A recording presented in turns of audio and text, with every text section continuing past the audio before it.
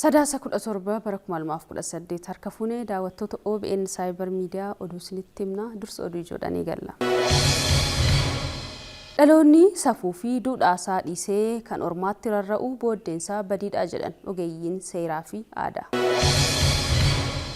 Waltajjii Miikaa'el Arteetaa fi Viinseent Koompaanii duuka buutota Pep Gaardiyoolaa lamaanii taphni Champions League Awurooppaa marsaa shanaffaan har'a galgala sa'aatii 5 irraa eegalee Emirates Arsenaal fi Bayern Munich walitti fiduu akkaan eegama. Ogeessi fayyaa kalee namoota 1,800 tolaan baqaqsee yaalee dinqisiifatamaa jira. Kunniin oduuwwan ijoo guyyaa har'aaf qabanneedha. Oduu waliin masaa isheetuti gara bal'ina isaaniitti dabarra. Ogeessi fayyaa kalee namoota 1,800 tolaan baqaqsee yaalee dinqisiifatamaa jira. Hojiin namoomaa lammii Baangilaadesh Kaamrul Islaamii addunyaan akka isa mararfatu taasisaa jira. Kalee sababa dhibeetiin hojii dhaabdee namoota waan wallaalnatanii dhaban tolaa fi gatii gadi aanaan baqaqsee bakka buusuu isaatiin biyyattiin badhaasa olaanaa saayinsii fayyaa badhaasteerti. Dr. Kaamrul Islaam Baangilaadeshitti kutaalee hawaasaa galii gadi aanaaf tajaajila wal'aansaa dhibee kalee akka argataniif hojjechaa jiru. Dr. Kaamrul Baangilaadesh magaalaa Daakaatti jiddugala wal'aansaa ijaaruun kutaalee hawaasaa galii gadaanaa qaban akka tajaajilan godhaa jira. Tajaajilli kun dhaabbilee wal'aansa birootti doolaara 20,000 kan gaafatu ta'us inni garuu tolaa fi gatii salphaa kaffalchiisuun tajaajilaa jiraachuu miidiyaaleen Baangilaadesh walharkaa fuudhuun gabaasaniiru. Sadasni 17 guyyaan geejjiba addunyaa kabajamee oole. Waggaa waggaan kan kabajamu guyyaan kun qilleensa gubataa gadi lakkifaman hir'isuun geejjibni itti fufiinsa qabu guddina diinagdeef murteessaa ta'uu hubachiisuudhaaf. Qilleensi faalame fayyaa namaaf, biqilootaaf akkasumas immoo beelladootaaf lubbu qabeeyyii daran miidha. Oomishaa fi oomishtummaas ni hir'isa. Diinagdees ni gaaga. Lakkoofsi uummataa akkuma guddachaa deemu fedhiin sochis dabalaa deema. Konkolaattonni dhuunfaa hanga walootti lakkoofsa namaa duukaa guddatu. Geejjiba qilleensaa galaanaa fi lafarraa aara baasanii fi dhiibbaa dhufu hubachuun dhaabbanni biyyoota gamtoomanis faalama qilleensaa gamadamee geejjibaan dhufu kana hir'isuuf jecha Sadaasa 26 guyyaa geejjiba addunyaa ta'ee yaadatamee akka oolu murteesse. Faalama qilleensaa damee geejjibaan dhufu xiqqeessuuf konkolaataa elektirikaa fi aduun hojjetan irraa eegalee hanga madda boba'aa aviyeeshinii haaromfamuu danda'utti investimentii guddaa sirna geejjiba uummataa magariisa irratti xiyyeeffate hojjechuun murteessaadha jedhamee dhaabbata biyyoota gamtoomanii irraa odeeffanne. Barri haaraan sabayii Chaayinaa kabajamaa jira. Biyyoota addunyaarra sabaaf sablammoota hedduu qaban keessaa tokko Chaayinaadha. Saboota kana keessaa tokko sabayii kibba lixa biyyattii jiraatudha. Sabni kunis bulchiinsa mataa isaanii kan qabanidha. Feestivaalli waggaa waggaan kabajamu kun bara haaraa sagantaa garagaraan gaara Sichuan irratti ol ba'uun kabajama. Aadaa Oromoo waliin waan wal fakkeessus qabu. Akkuma Oromoon irreechaaf walitti yaa'u sabniyis bara haaraa isaanii simachuuf iddoo jiran irraa walitti qabamuun sirna miidhagaan guyyicha kabajatu. Ayyaana kanarrattis agarsiifni ispoortii aadaa, meeshaalee faaya aadaa akkasumas immoo uffata aadaan faayamanii argamuun kabaju. Taphoota namaatiin cinaatti re'oota wal kibsiisuu, lukkuu wal lolchisuu fi dorgommii beelladootaa gara biroo taasisuun feestivaalicha kabaju. Kun ammoo turistoota addunyaarraa gara naannoo kanaatti harkisaa jiraachuun himame CGTN irraa odeeffanne. Uffata safuu fi duudhaa hawaasaa keessaa ba'e uffachuun dhaloota jabanaa tokko tokko biratti ni mul'ata. Duudhaarraa ofii irraa maqanii uffata faashinaa jala deemuun garuu miidhaa maalii qaba? Madiinaa Daddafoo taajjabbii hawaasaa fi ibsa ogeeyyii akka ta'utti qindeessitee jirti daawwadha. Uffataan dhura keessan hin mul'isne, harma keessan hin mul'isne. Handhuura mul'isuun akkuma faashiniitti fudhatame. Namoonni baay'een qaama shamarranii yeroo arganii miira biraa keessa galuu danda'u jechuudha. Uffataan dhura keessan hin mul'isne, harma keessan hin mul'isne. Handhuura mul'isuun akkuma faashiniitti fudhatame. Namoonni baay'een qaama shamarranii yeroo arganii miira biraa keessa galuu danda'u jechuudha. Akkeessaa fi fakkeessaan laga nama ceesisuu karaan sobaan darbanis gala nama dhiba jedha Oromoon jechama isaan. Meeshaan ergisaa gala fokkisaa akkuma jedhamu dhaloota ammaa tokko tokko biratti ammayyoomuun safuu ofii cabsuu kan itti fakkaatu danuu ta'uu taajjabaa jirra. Haala uffannaa sirna hin qabne dhiirota irratti mul'atu shamarran huccuu lanqisanii gadanqisanii handhuuraa fi garaa mul'isaa deeman harma dhaloonni hodhee guddatu qorraa fi aduun rukuchiisaa wandaboo jilbaa olitti kutanii uffatan arguun yeroo ammaa baramaa dhufeera. Labsiin mootummaan naannoo Oromiyaa bara darbee haaromsa aadaa jedhee dabarse kana tooratti deebisuuf waan akeeke fakkaata. Bulchiinsa magaalaa Shaggar kutaa magaalaa Burraayyuutti labsii haaromsa aadaa bu'uureeffachuun ogeeyyiin waajjira aadaaf turizimii kutaa magaalichaa wayita isaan namoota uffata safuu hin eegganne uffachuun ofiis qorraa fi aduun of hoxalan yeroo gorsan argine itti siqnee raajii isaa dhaga'uuf gurra qeensine. Uffataan dhura keessan hin mul'isne, harma keessan hin mul'isne, keessayyuu immoo jilbaa ol kan isin hin mul'isne, jilbaa gaditti kan uffatamu jechuudha. Barumsicha garuu dabarsitanii obbolaa keessanii hiriyoota keessanii kennitu.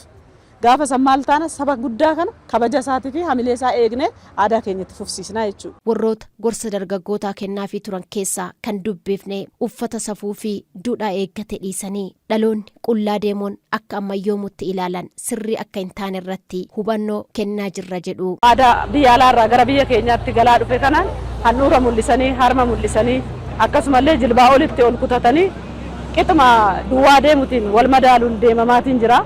Kun immoo eenyummaa fi safuu aadaa keenyaa waan nu jalaa cabsuuf keenyaa mitis waan ta'eef wanni kun daddabee atattamaan aadaa fi uummata keenya odoon booressin akka keessaa bahu jennee isa duriititti deebina aadaa fi duudhaa uummata keenyaa deebisna jennee carraaqaa jirra. Namoonni gorsa argatanis waan ta'aa turanitti qaana'uun of taajjabuu dubbatu. Hubannoon fudhanne kun uffata safuu eeggate uffata duudhaa aadaa isaa eeggate akka laatamu mana nyaataa manneen bunaa manneen shaayii garaagaraa irra jiraniif illee hubannoon laatamaa ture jechuudha. Anis akkuma kana hubannoo kana dhufee qooddadhee ergasii booda kan na fakkaatan hunda isaanii barsiisaan ture jechuudha. Uffannaa ganamaa sanatti akka deebamuu fi handhuura isaanii qullaa akka dhoksatan dhiiroti surree gadi butanii deemanii fi surreewwan raayiperiidha jedhamee amma kan booda kana ammayyaa'ee kan dhufe kan uffatan kana akka aadaa ganamaatitti seeraan kan hidhatan taa'amaa jira. Uffataan mul'isu uffachaa turre, qamisii gabaabaa uffachaa turre.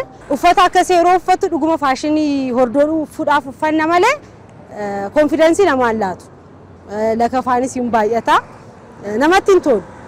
Garuu amma immoo uffata akka seeroonnis immoo namnis si kabaja. Itti gaafatamtuun waajjira aadaa fi turizimii kutaa magaalaa Burraayyuu Aadde Birhaanee Cimdeessaa erga hubannoo kana kennuu jalqabne safuun cabe sirrataa jira jedhan. Tarkaanfiin nuyi fudhannu gorsa laannaa ijoollee jaarmiyaa hubannoo kenninee fi bobbaafne inni hubannoo fudhate sirreeffateera. Kan hubannoo fudhatini kutaa magaalaa biraarraa gara keenya dhufu immoo dabalataan hubannoo kennaa gorsaa hubannoo kennaa gorsaa lafa qabsiisaa jirra jechuudha. Muuxannoon isaanii kunis iddoo biraatti babal'ataa jiraachuu himan qorataan aadaaf seenaa obbo Leeniin Quuxoo aadaa fi safuun ofii eenyummaa kee ibsaa eenyummaa ofii gatuun kan ormaatti rarra'uun galmisaa badiidha jedhan. Ammayyummaa wanni jedhamu kun jireenya sirnaawaa jiraachuudha hiiki isaa sila. Amma immoo dhaloonni akkamitti hubataa akka faranjii ta'uudha. Faranjii yoo qullaa deemte qullaa deemna. Faranjiin gaafa shishinii uffattu shishinii uffanna. Qullaa deemuun safuu keessaa bahuun warra biraatiif aadaa ta'uu danda'a. Garuu ammayyummaa miti jechuudha. Qaama ofii mul'isanii qaama ofii agarsiisanii deemanii rakkoo yoo irra gahe rakkoodha jechuun rakkisaadha jechuudha. Sirnaan uffachuun kabaja jalqaba irratti dubartiidhaaf. Ka dubartii qofa otoo hin taane warrumti dhiiraa kun amma qabattoon kaawwatanii surree isa namarraa bu'u. Paantii fi surreen kun eessaa fi eessa akka walirraa bahee arginu. Kana sirriitti abbootii gadaa dabalatee irratti hojjechuun barbaachisaadha. Uffata akka barbaadan duudhaa hawaasaa keessaa baanee uffachuun mirgaa jennee qorataa seeraa Inistiitii Leenjii fi qorannoo seera Oromiyaatti obbo Araarsaa Kabbee gaafannee seerri mataan isaa duudhaa hawaasaa keessaa maddee kanaaf gocha duudhaa hawaasaa keessaa bahe kan mirga jedhee seerri deeggaruu hin jiru jedhan. Mirga namaa jechuun wantoota namni argachuu qabu karaa seera qabeessa ta'een akka argatuuf akka jalaan daangeffamneef malee seerri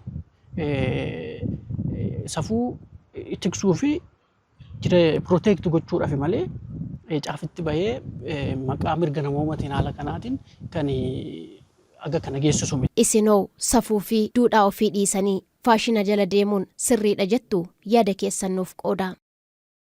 Waltajjii Mikel Arteetaa fi Vincent Kompany duuka buutonni Pep Guardiola lamaanii itti morkatan hawwiin eeggamaa jira.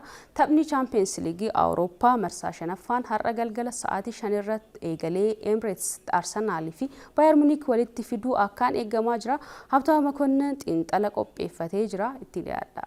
Waltajjii duuka buutota Pep Guardiola lamaan Jarmanirraa Bundesliga dursaa kan jiru Vincent Kompany, Ingilaandirraa immoo fiixee Premier League Ingilaand gubbaarra kan jiru Mikel Arteetaan har'a galgala masaanuu waliiti. Taphni Champions League kilaboota Awurooppaa har'a galgala Arsenal fi Bayern Munich walitti fidu akkaan eeggama. Sababni isaas kilaboonni lameenuu mataa yookiin dursitoota liigii isaaniiti. Leenjistoonni kilaba lameenuu Mikel Arteetaan kan Arsenal, Vincent Kompany kan Bayern Munich tibba tokko duuka buutota Pep Guardiola turan. Vincent Kompany taphataa Guardiola ta'e, Mikel Arteetaan immoo itti aanaa Guardiola ta'e. Muuxannoo fi kalaqa leenjisaa lammii Spain Pep Guardiola irraa qooddatan beekumsa isaaniin dabaaluun bara dorgommii kana biyyaanis biyyaan alattis kilaboota sodaatamoo harka hin kennanne ijaaruun agarsiisaniiru. Mikel Arteetaa fi Vincent Kompany. Leenjistoonni kunneen lameen tapha Champions League Awurooppaa marsaa shanaffaa har'a galgala sa'aatii 5 irraa eegalee Emireetsitti taphatamuun eenyutu irra aanaa jedhamuun ijaa fi qalbii jaalattootaaf dinqisiifattootaa keessa deddeebi'aa jiru. Arsenal fi Bayern Munich taphoota Champions League Awurooppaan taphatan arfanuu irra aananiiru. Gama biraatiin liigii keessa taphatan keessattis dursitoota ta'uun itti fufaniiru. Kilaboota Awurooppaa qofa osoo hin taane taphni kilaboota gurguddoo jaalatamoo addunyaa galgala walitti fidu kun haalan kan eeggamu ta'a. Lakkoofsonni akka jedhanitti morkii kilaboota lameeniin kilabni warra Jarman Bayern Munich olaantummaa qaba. Waltajjiin har'a galgala yeroo 15ffaaf walitti isaan fidu kun garuu kan yeroo darbeerra adda ta'uu mala. Arsenal bara kana taphoota Champions League Awurooppaa arfan taphate hundaa mo'achuu qofa osoo hin taane kilaba tokkicha hanga ammaa goolii hin keessummeessinidha. Faallaa kanaan immoo Bayern Munich waltajjii Champions League Awurooppaan gooliiwwan 3 keessummeessus sararri fuuldura isaa Arsenal caalaa sodaachisaadha. Sararri jifataa warra Bayern Munich Harry Kane'n durfamu gooliiwwan 14 karra goolii kilaboota biroo keessan baaseera. Sagantaa Champions League Awurooppaa galgala kanaan jifataan lammii Ingilaand kun qormaata sarara ittisaa warra dhokaastotaa akkamiin qolataa kan jedhu taatee akkaan eeggamaa jiru yoo ta'u, taphoota Arsenaaliin walitti dhufe 21 gooliiwwan 15 galcheera. Harry Kane kanneen keessaa goolii 6 dirree warra The Gunners Emireetsitti kan lakkoofsise yoo ta'u, taphataan biroo dirree warra Arsenaalitti goolii hanga kanaa galchee hin jiru. Premier League Ingilaandiin Liverpoolin 1-0 erga mo'ameen booda taphoota 15 walitti aansee kan hin mo'amne gareen Mikel Arteetaa Arsenal xumura torbee darbee darbii kaaba Londaniin garee duraanii Harry Kane Tottenham goolii 4-1 injifachuun kan qormaata cimaa biroof qophaa'e. Kilabni warra Bavaariyaan immoo taphoota taphatan hundaa 18 keessaa 17 yoo injifatan qabxii kan qooddatan kilaba Union Berlin qofa waliin. Tapha Bundesliga xumura torbee darbeetinis kilaba Freiburg goolii 6-2 mo'e. Kilaboonni lameen liigii isaaniin taphoota morkattoota isaanii injifataniin taphattoonni Crystal Palace duraanii Eberechi Eze fi Michel Oliseen urjiiwwan taphichaa ta'uun taphichi darbeera. Taphattoota murteessoo kilaboota isaanii kan ta'an Eberechi Eze fi Michel Oliseen morkiin kilaba isaaniif taasisan xiyyeeffannoo biroo jaalattoota kubbaa miilaati. Gama warra dhukaastotaan Gabriel Magalhaes, Victor Yokeresh fi Martin Odegaard ammallee sababa miidhaan kilaboota isaanii kan hin tajaajille ta'us Martinelliin garuu taphichaaf qophiidha. Isinoo taphicha akkamiin goolabama jettu? Yaada keessan nuuf qooda. Kan daawwachaa turtan oduuwwan OBN Cyber Media irraa simbiraan geenyedha. Kanarraa kanuma horaa bulaa.